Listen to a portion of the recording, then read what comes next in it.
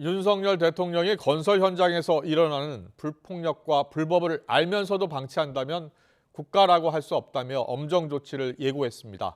건설 노조를 겨냥한 것인데 검경과 정부 부처가 협력해 불법 행위가 근절될 때까지 강력히 단속하라고 지시했습니다. 대통령실 취재기자 연결합니다. 박석영 기자. 네, 용산 대통령실입니다. 어제 윤 대통령이 노조회계 투명성에 대해서 언급하면서 노동개혁 박차를 가했었는데요. 오늘은 건설노조 불법 행위에 대해서 언급했죠. 네, 윤 대통령은 국무회의를 열어 건설 현장 불법과 부당행위를 근절하기 위한 대책을 논의했습니다. 모두 발언에서 윤 대통령은 건설 현장에서 기득권 강성 노조가 금품 요구, 채용 강요, 공사 방해와 같은 불법 행위를 공공연하게 자행하고 있다고 말문을 열었는데요. 이로 인해 근로자들이 일자리를 잃고 공사는 부실해지고 초등학교 개교와 신규 아파트 입주가 지연되는 등 피해가 국민에게 전가되고 있다고 우려했습니다. 그러면서 폭력과 불법을 알고도 방치하면 국가라고 할 수 없다며 불법 행위를 집중 점검 단속하고 엄정 조치해야 한다고 밝혔습니다. 윤 대통령의 발언 들어보겠습니다. 폭력과 불법을 보고서도 이를 방치한다면 국가라고 할 수 없습니다.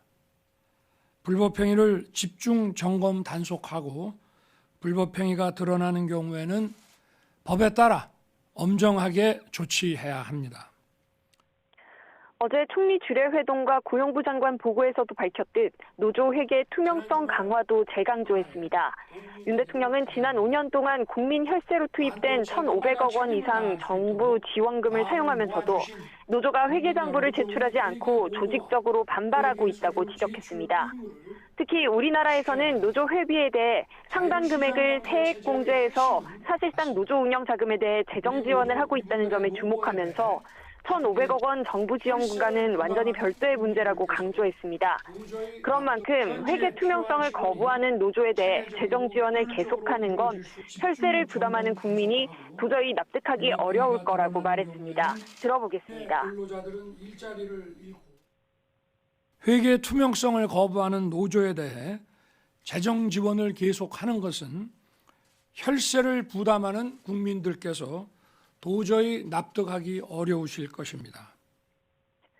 동시에 윤 대통령은 무엇보다도 고용부를 포함한 관계부처가 노동개혁을 뒷받침할 만한 입법을 속도감 있게 추진해달라고 주문했습니다. 건설 현장 폭력 현황과 실태를 보고받은 뒤에는 조직적 불법 행위에 대해 검찰, 경찰, 국토부, 노동부가 협력해 강력하게 단속하라고 지시했습니다. 특히 단속이 일시적으로 끝나선 안 된다며 건설 현장 폭력이 완전히 근절될 때까지 엄정 단속해 법치를 확고히 세우라고 당부했습니다. 지금까지 용산 대통령실에서 YTN 박석영입니다.